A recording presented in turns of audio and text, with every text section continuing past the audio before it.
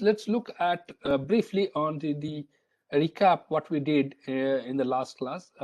You can use either of these four notes, for your lectures if you want. Reading a book is always important. Please do that. What we did, we tried to understand what is a state of stress at a point. So given a member, a bar member or an torque member or a bending beam member, given any kind of continuum, any continuum, the computer or the mobile that you have, anything, I need to, for my design, I need to make sure the stresses at any point of that member is below the desired or the given ultimate stress of the material, right? So it should not cross that at any point of time. At any material that you do, any point on that material. So if I choose a body like this, right? So the body should not have any point on the body, any and every point on the body, every point on the body should not cross my given allowable stress, which can be sigma allowable, right? So always should be less than sigma. Any point should be less than sigma allowable. Now this we have seen that the stress at any point, it is not only dependent on the force at that point, it is also dependent on the direction of the cut. If I cut it like this, then the force has to be normal like that and like this, right? But if I cut it in an inclined plane, the direction of the forces will change. It will be something like this and something like that, right? The shear force and the normal force. And if the shear force and the normal force direction changes, the value will change, right? And when the value changes, that means the force has changed, and therefore the area will also change, obviously. Therefore, the stress will change, right? So it's not only that that any point we are talking about, it's not only the point or location of the point is important, but the angle of cut, the orientation is also important, because the material can fail in any angle, right? It's not given that I have chosen, the designer have chosen XYZ as the coordinate axis, and the material has to fail in XYZ coordinate. No, it's not. Material doesn't know about anything about XYZ coordinate, right? This is our engineering, invention. It's not material invention. So the material will not fail along your X direction or along your Y direction. It is free to fail in along any direction. Therefore, if you are considering a point, you need to make sure the stresses along all the direction are lower than your allowable stress. Now, as an engineer, we like to do less work, make sure that the goal that we want to have is reached with minimum effort, right? Minimization of effort is always done. So you are probably not going to check all the points. So there is 360-degree, right? You cannot check. There will be infinite points between these 360 degrees. We cannot check for these all infinite points. So you have to find out a proper method of doing it, right? So last class, what we saw is, if you have a bar member, right, then we can actually rotate the axis, and while rotating the axis, we can get stresses at various points on the bar member, and they follow a particular function, right? And we have seen those functions are: normal force function is P by A0 cos square theta, and shear stress function is P by A0 sin theta into cos theta.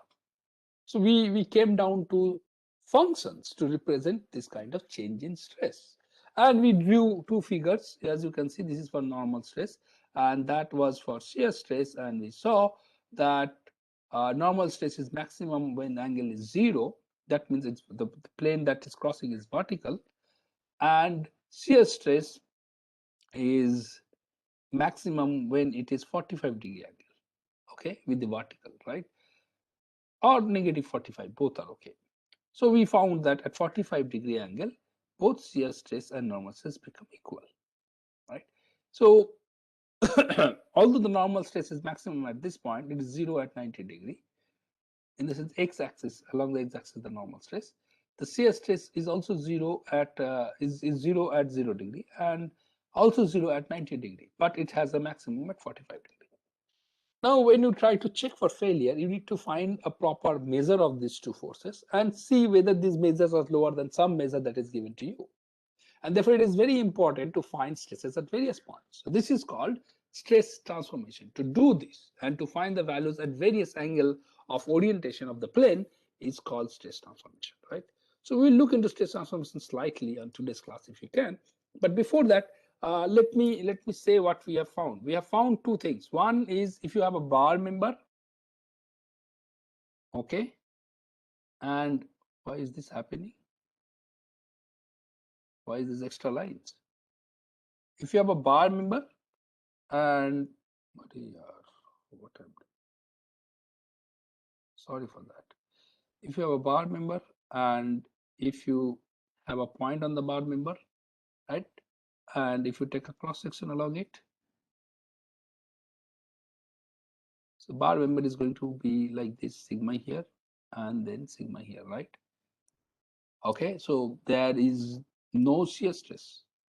But if you take an angular cross section, then it's going to be the same point here, okay, but the plane will be rotated and it will have a sigma and a tau. Similarly, there will be a tau here, there will be a tau here, and there will be a tau here and sigma. Okay, let me draw it a little bit bigger. It will look good. So I have this, then I will have, right? So there will be here sigma, there will be here sigma, okay, and then there will be a tau here, there will be a tau here, there will be a tau here, there will be a tau here, right? And there can be another sigma here.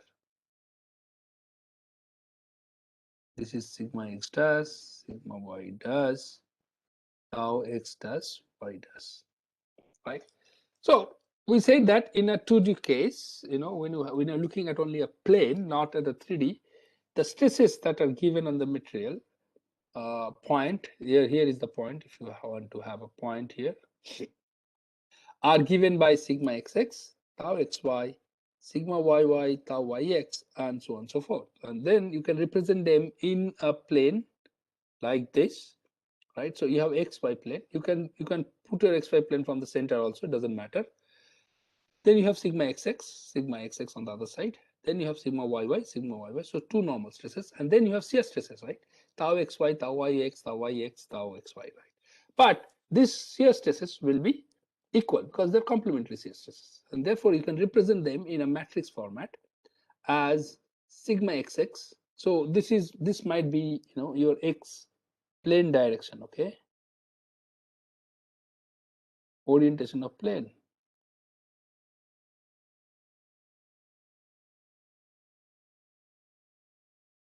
No, my XYZ orientation of plane is along row, right?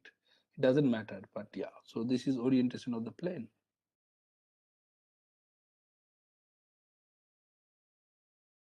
To be very proper, okay?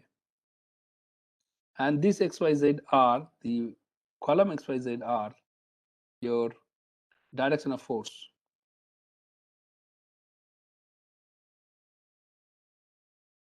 So sigma xx, which is orientation is along x and the force is along x, is given by this normal force. So that represent orientation along x and the force along x. Tau xy is this guy, right? So this is orientation on the plane x, but you're looking at a force that is acting along y direction. This is your tau xy. There won't be any z force because we have considered to be 0, right? But we are not considering the z direction. So it's out of plane we are not considering.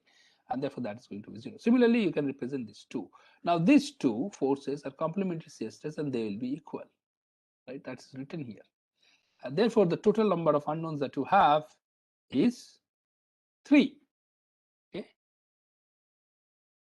So I will write that also here, total number of unknown stresses. We have written it before. Yeah, why do we write it again? It is written before. Just here, 3 unknown stresses. Okay. So you'll have only three unknown stresses. These three unknown stresses are sigma x, sigma y, and tau xy. All right. Now let's go to a 3D plane. So if you look at each of the planes, right? If you look at each of the planes, let us take another thing here. Yeah. And let's say these are my x, y, and z planes. And z planes. Okay. So if I take a plane here,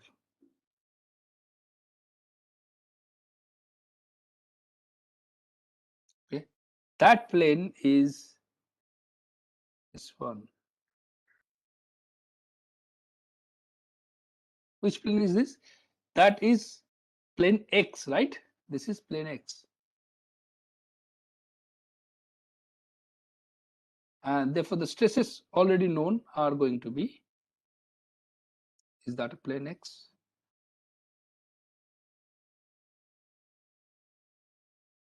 Yeah, that's a plane X. So the X is actually going out of this point, right? So I will write that this way. This is X. So this direction is Z direction and that direction is your Y direction, right? So this is your Y, this is your Z. Okay, a little bit orientation has been changed because Z here is in uh, opposite direction, so but doesn't matter. So it's going to be then here is sigma ZZ, right? Here it is going to be sigma YY. Similarly here sigma YY, this is going to be sigma ZZ, right? Okay, and then the shear stresses, are going to be like this. It is going to be sigma Z, sorry, tau, not sigma, tau ZY. This is going to be tau YZ. Similarly here, this is going to be tau ZY and this is going to be tau YZ. So my stresses that are there here are sigma YY, sigma ZZ, tau YZ, and tau ZY. Now these two are equal because they are also complementary shear stresses, right?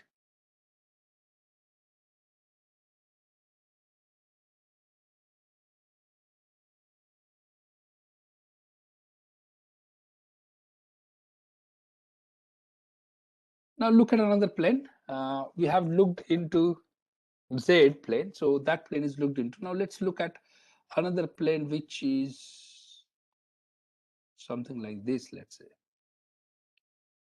parallel to perpendicular to y-axis.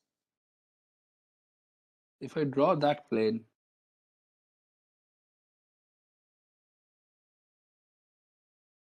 this is this plane, and that plane will have one direction is x, the other direction is z, right? So let's say this is my x and this is my z. So from here it is y. Okay, so let me also put a circle here.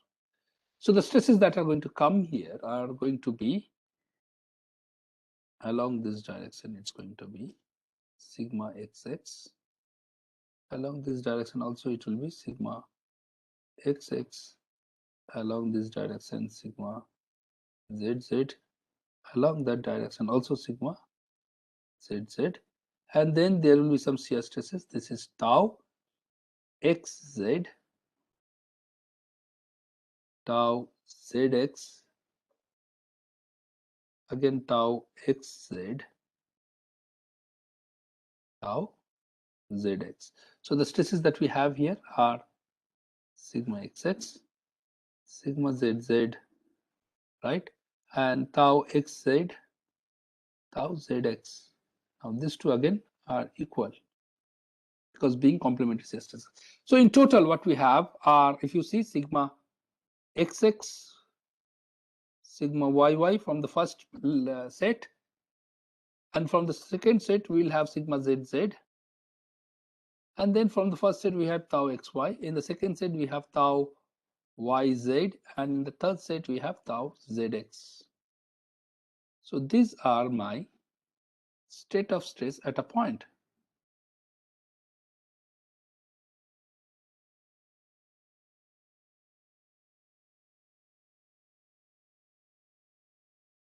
Okay, object, 3D object. Same thing is shown here. All right. You see, this is my plane perpendicular to x-axis, so I have sigma xx. Okay. Did I draw it incorrectly? No, this is z-axis, so sigma zz, fine. Okay, sigma xx, sigma yy is here, and sigma zz is here. Similarly, you have tau xy, tau yz, and so on and so forth. You see all these 9 things are here, out of which there are 3 pairs. So these pairs will be equal. If you write it in matrix, again sigma xx, sigma yy, sigma zz, tau xy, tau xz, tau yx, tau zy, zx, and tau zy. Okay, but you know they are going to be complementary stresses are going to be equal. So this is going to be equal to this is going to be equal to this, and this is going to be equal to this. Therefore, this is a symmetric matrix. Okay, a symmetric matrix. And if it is symmetric matrix, then I can only write the upper diagonal or the lower diagonal things. And then you can see the number of unknown stresses are 1, 2, 3, 4, 5, and 6. Okay. So there are 6 unknown stresses in a material object that is 3D. So that is called 3D state of stress. So please remember this, don't forget it. That is called 3D state of stress. These are more, experimentally. In 1D, you have something like this. Only one axis, so there is one force and one shear stress, one normal stress and one shear stress. In a 2D planar object, you will have 3 unknowns. So there are 1, 2, and 3 unknowns, but there will be forces like 1, 2, 3, 4, 5, 6, 7, 8. 2 forces per plane, right? Per boundary. And for a 3D, there will be 3 forces per boundary, so you will get lot of forces coming into picture. But unknowns will be 6, right? 6 unknowns.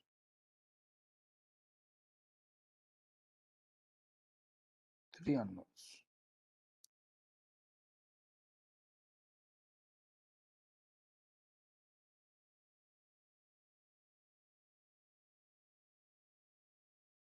Okay. Yes, stress transformation is a very important concept. Okay, and you need to pay attention to the stress transformation. We do not have 3D stress transformation in our syllabus, but we do have 2D stress transformation. Okay, we have seen stress transformation for 1D, 1D analysis that you have seen for the bar, and we have seen it in the last class itself, right? But in today's class, we have to see the stress transformation for a 2D planar object. Now, the planar object, as we said, has 3 unknowns at every point, right? Along a particular orientation of the planes. Now, if you change the orientation of the planes, those 3 unknowns will be again 3. That will not change because that's independent of planes, but the values will change, right? And therefore, you need to find those values. Why we need to find those values? Yeah, we need to find those values to make sure that we take into account all the planes, and we find out the planes that have maximum stresses and minimum stresses. Now, minimum, when I say maximum stresses, you obviously understand that the maximum stress should not cross your allowable stress, right? Or the material will start failing, or the material will start going beyond its elastic limit. We'll talk about this later. So material will try to go beyond linear limit. Whereas when we say minimum, the minimum stress can go negative. So negative stress is something we call it compression.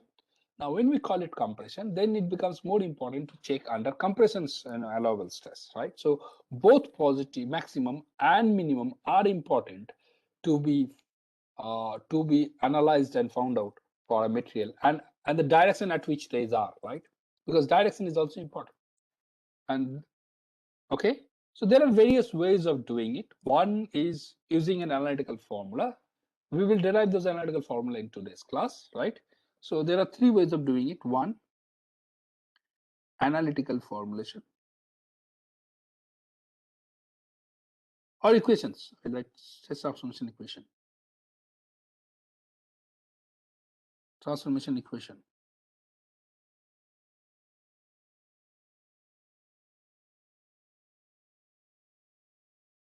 Next is a better method, an easier method.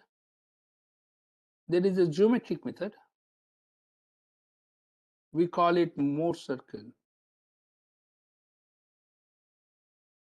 Okay, we'll see it in the next class. And the third is eigenvalue analysis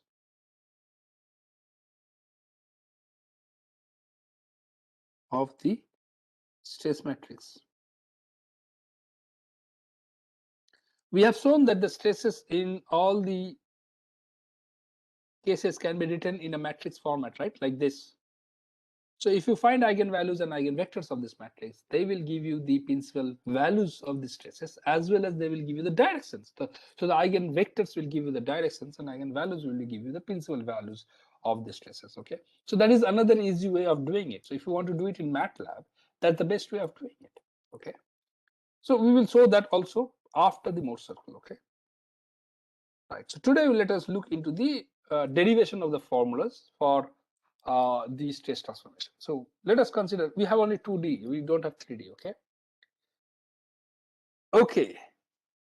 This is a general state of stress which we have discussed. So now general state of stress for a point Q is going to be like this if you have a regular cutouts or a regular sections taken at regular XYZ axis.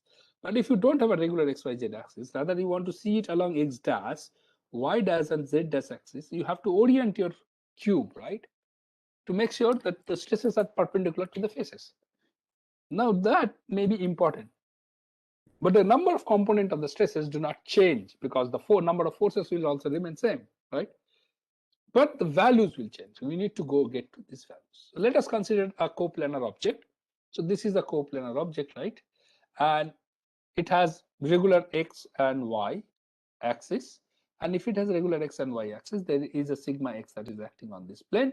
There is a sigma Y that is acting on that plane. And then there is a shear stress tau XY, right? All right.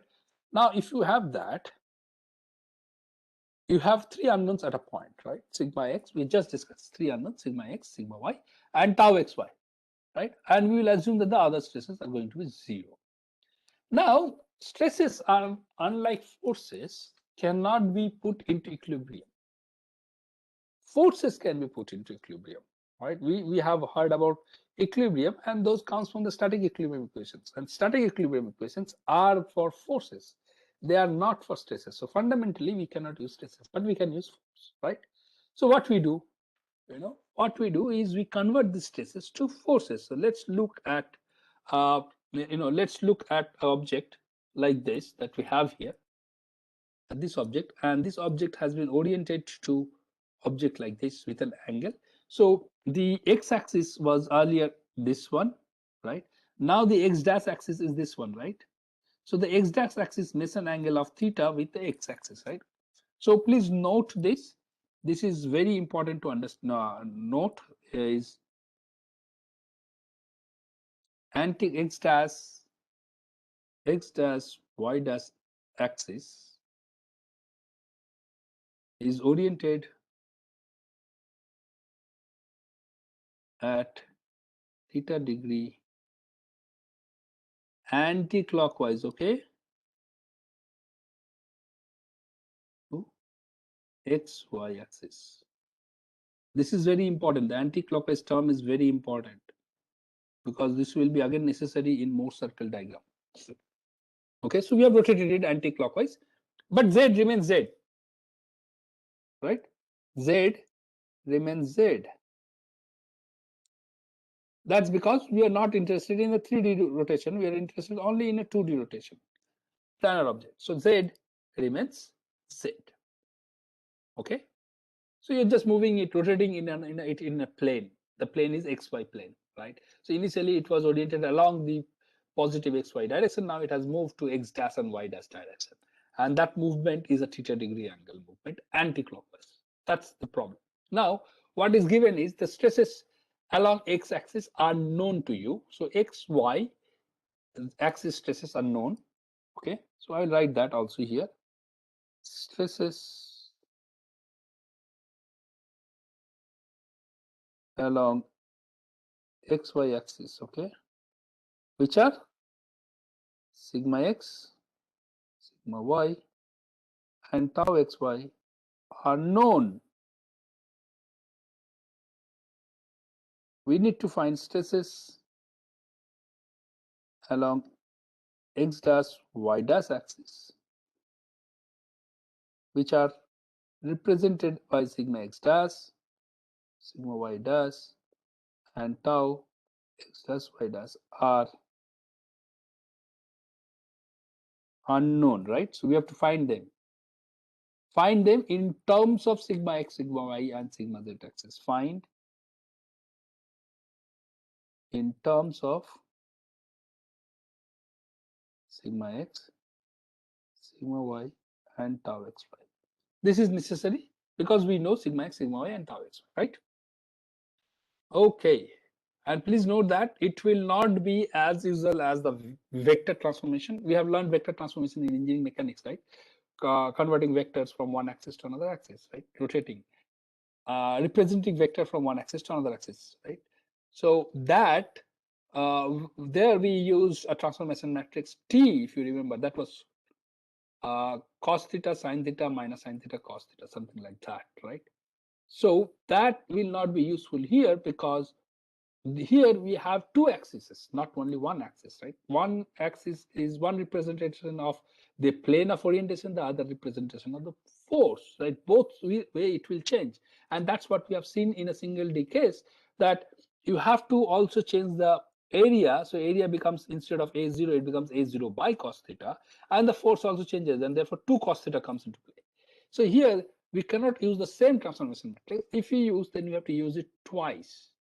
Okay, we'll show that when matrix transformation will bring it. Okay, right. So I had initial plane. Now my plane has been cut out. So this is my plane now. Instead of drawing the full thing, we are just drawing half of it. So this is my plane now. And in that plane, the x-axis was like this, y-axis was this, and z-axis was that, and x dash axis and y dash axis, but z-axis remains same. So x dash axis and y dash axis has changed with an orientation of angle theta anti-clockwise. Okay. Now, if you look at this plane, this area, let's say, call it as delta A. Let us name it as delta A. Then the area at the bottom, this angle is going to be theta again. The area at the bottom is going to be delta A by cos sine theta, and area on the side is going to be delta cos theta. Okay. We know sigma x. So this is sigma x is known, sigma y is known, and the tau xy here is known, right? These are all known forces. What we don't know are sigma x dash, sigma y dash, right? And probably tau xy dash. These are the three things we don't know. We have to find. Okay. So let's balance the forces. We cannot balance stresses, so we'll balance forces. So let's make sigma f of x, summation f of x dash going to 0. So we are breaking up all the forces along this x dash axis. So let's look at what are the forces acting on that along that axis. Okay. So this is my plane, and sigma x dash is acting here along this force. So it's going to be, the force is going to be sigma x dash delta A. Sigma x dash is stress. Stress into area is going to give you the force. So sigma x dash into delta A. Similarly, there will be tau xy that will act here, tau x dash y dash on this surface. So that into delta A is also going to be the force, and that force direction is this direction. Okay. What else? If you look at this side of the plane, which has the area of A delta A cos theta, if you look at this side of the plane, there is a sigma x that was acting here, right? Along this horizontal axis, sigma x, and that will be then sigma x delta A cos theta. And there will be a shear stress acting here, right, on the surface. That is tau xy. So it is going to be tau xy delta A cos theta. Similarly, in the bottom plane, you will get sigma y delta A sin theta and tau xy delta s sine theta, because the area here is delta s sine theta. Okay.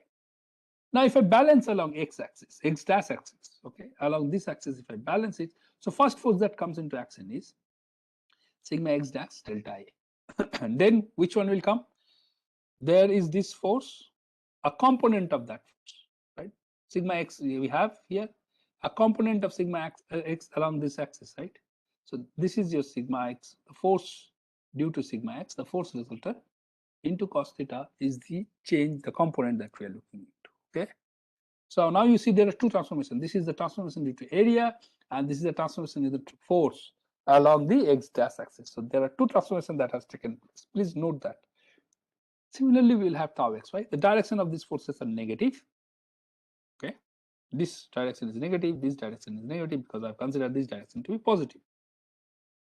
So negative, and this is going to be, again, there will be a component of sigma y. So this is sigma y. So there will be one component that will be along this and one component along that surface.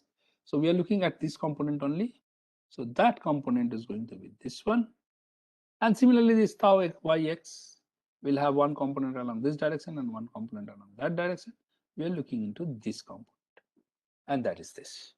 Similarly, we can balance fy dash, and we can do this. So for simplicity, I have drawn the forces and describe the diagrams here.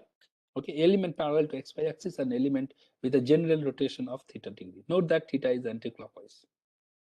Now these two you have to do it at your home with patience. You know, give yourself some time, do this too, and you will definitely get into it. Once you do that, you know, then you can do the balance of forces, right? So you can cancel wherever delta A is there, because this delta A cancel, this delta A, this delta A, this delta, all of them will cancel, right? And then you can similarly you can do it, you know, and then if you solve it, you will get sigma x dash, that is this one here, sigma x cos square theta. So this is sigma x. This delta cancels, so cos into cos is cos square theta. And remember that for force transformation you had only one cos. For stress transformation you are getting two cos, because one for your force rotation, the other transformation of the force, the other one is for the transformation of the area. So there are two cos terms that has come. Similarly, sigma y into sine square theta, which comes from this one. Okay. Then this is tau xy, this is tau xy, they are same, both are minus, so it becomes 2 tau xy sine theta into cos theta. So cos theta is due to the rotation of the element cross section, and sine theta is due to rotation of the force in case of the first, and in case of the second, it's quite the opposite.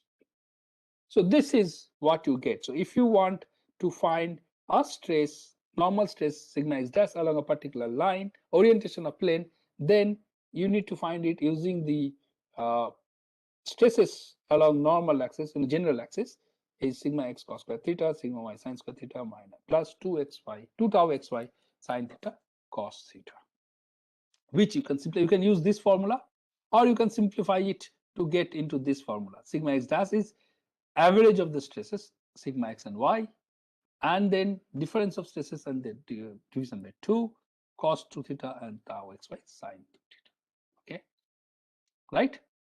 Remember that last time I told, whenever stress has been found, you have to take stresses along this axis as well as along the axis that is mutually perpendicular to it, right? So this is one of them. This is the mutually perpendicular. Now, if you look at the summation of y, you get summation of y. If you balance that, you get something like this: tau xy dash dash axis is equal to minus. Remember this, don't forget this minus. Many of you make mistakes by forgetting this minus.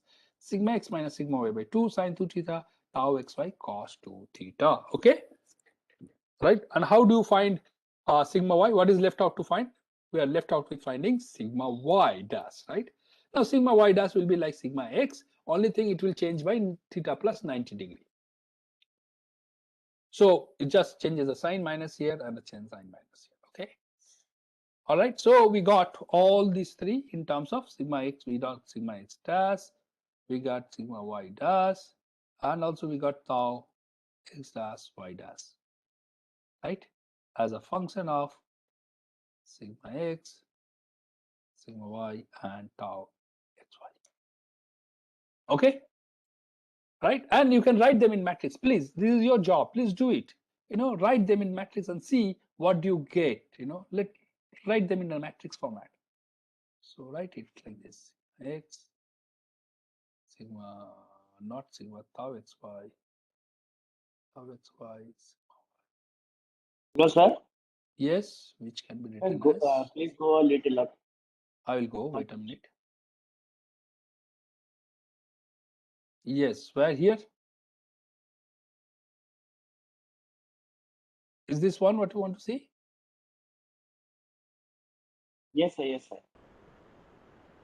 Okay, now once you find this sigma x and sigma y in dash planes, right, and tau xy in dash planes, there are a few checks that you have to do. One of the check is this one: sigma x dash plus sigma y dash should be equal to sigma x plus sigma y. So this remains invariant. We call it invariant. So they don't change.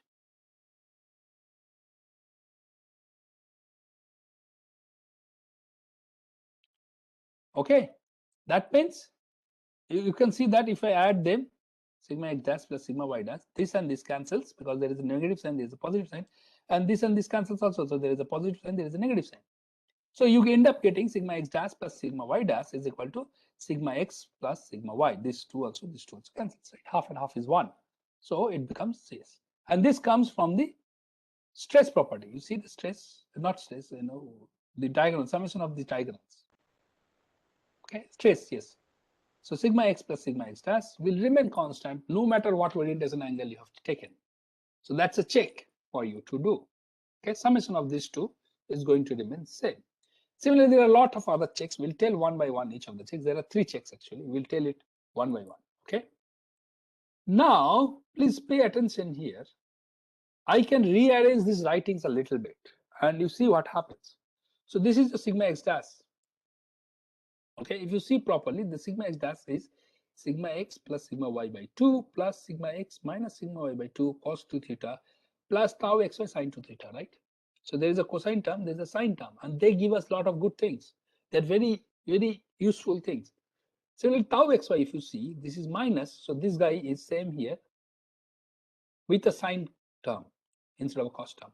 And this guy is same here, instead of a sine term, we have a cos term, right? So if I subtract this part from here, so I write it as sigma x dash minus, only this part I'm subtracting, sigma x plus sigma y by 2 whole square, okay? And plus add tau x dash y dash whole square. What I'll get? This square in plus this square and this square plus this square. So here cos square 2 theta plus sine square 2 theta. Here also sine square 2 theta plus cos square 2 theta.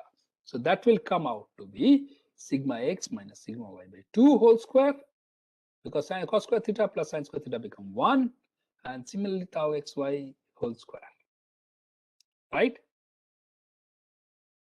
Okay, and that, if you see, is going to be a constant, because they are now no more function of theta anymore, right? They are not a function of theta anymore. So they don't depend on the orientation of the plane. They don't depend on the orientation of the plane. And we can write them as a constant r. So this is another constant that you get. So we got one constant here.